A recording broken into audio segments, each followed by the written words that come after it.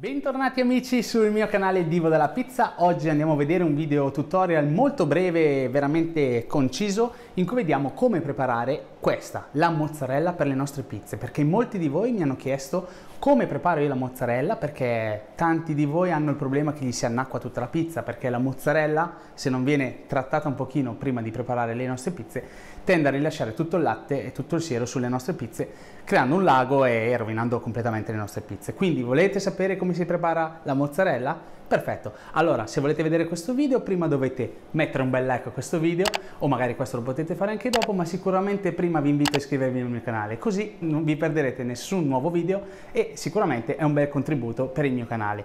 Inoltre qui in descrizione trovate anche il link alla mia pagina Instagram, ma ora muoviamoci e andiamo a preparare la mozzarella.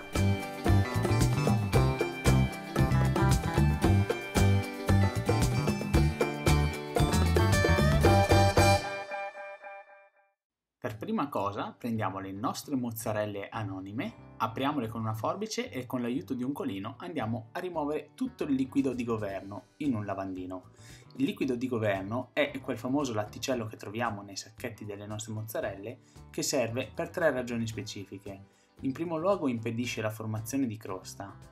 In secondo luogo aiuta la formazione di una sorta di pelle di consistenza tenera, liscia e lucente, di aspetto omogeneo, e da ultimo eventualmente completa la salatura della mozzarella. A questo punto spostiamoci su un piano da lavoro e con l'aiuto di un coltello procediamo a tagliare la nostra mozzarella. Il tipo di taglio dipende dal tipo di pizza che vogliamo preparare e dalla sua modalità di cottura. Più la mozzarella è piccola, più si asciugherà in fretta e rischierà di bruciare. Più è grande invece, più sarà il tempo per asciugare durante la cottura. Ognuno deve trovare il giusto equilibrio in base ai propri metodi di cottura, temperature e tempi. In questo caso ho affettato la mozzarella a cubetti non troppo piccoli, ma per la napoletana va benissimo anche la julienne, con strisce di circa mezzo centimetro ciascuna. Una volta tagliata riponiamo la mozzarella all'interno del colino usato precedentemente, appoggiato all'interno di una ciotola, e procediamo con tutte le mozzarelle di cui abbiamo bisogno.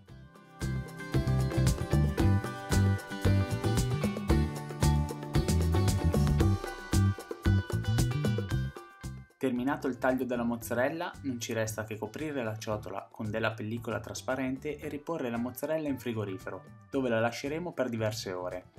Io generalmente la taglio al mattino e preparo la pizza la sera, quindi 12 ore vanno più che bene. Altrimenti, se dobbiamo preparare la pizza nel giro di poche ore, possiamo lasciarla scolare direttamente a temperatura ambiente. Trascorse 12 ore, ecco a voi il risultato. Togliamo la pellicola trasparente e come potete vedere la mozzarella ha perso molto siero. Io generalmente a questo punto do un'ultima spremitura con le mani, in questo modo, e poi getto il siero nel lavandino e metto tutta la mozzarella a cubetti o a striscioline all'interno della stessa ciotola. E quindi sono pronto per andare a farcire la mia pizza.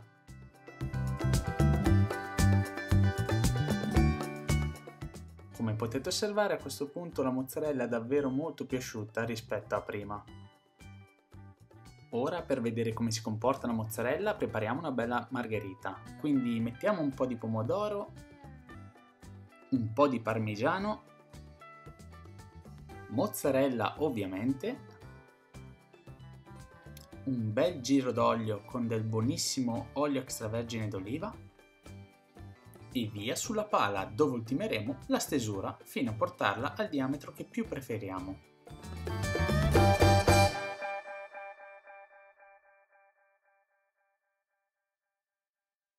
A questo punto non ci resta che infornare la nostra bellissima pizza nel nostro magico F1 preriscaldato a 450 gradi sul cielo e 420 sulla platea, e in 90 secondi sarà pronta una magnifica pizza.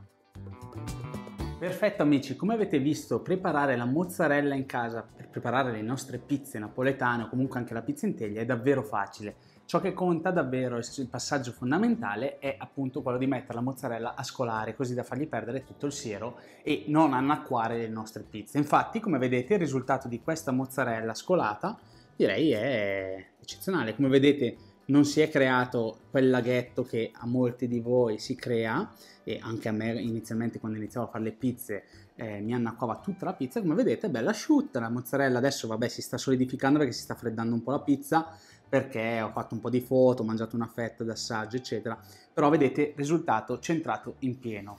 Quindi, amici, fatemi sapere se anche voi con questa tecnica vi trovate bene nel preparare le pizze, fatemi sapere se è la soluzione ai problemi che mi avete scritto in molti di voi.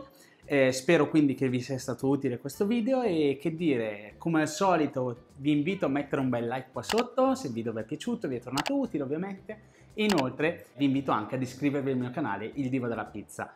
Inoltre, come sempre vi ripeto, qui in descrizione vi lascio anche il link alla mia pagina Instagram Il Divo della Pizza, dove potete vedere tantissimi contenuti nuovi, magari delle anteprime, nuovi video, tante belle cose che potete seguire di giorno in giorno. Io faccio il possibile per pubblicare molti contenuti e che dire, alla prossima ricetta sul canale Il Divo della Pizza. Ciao!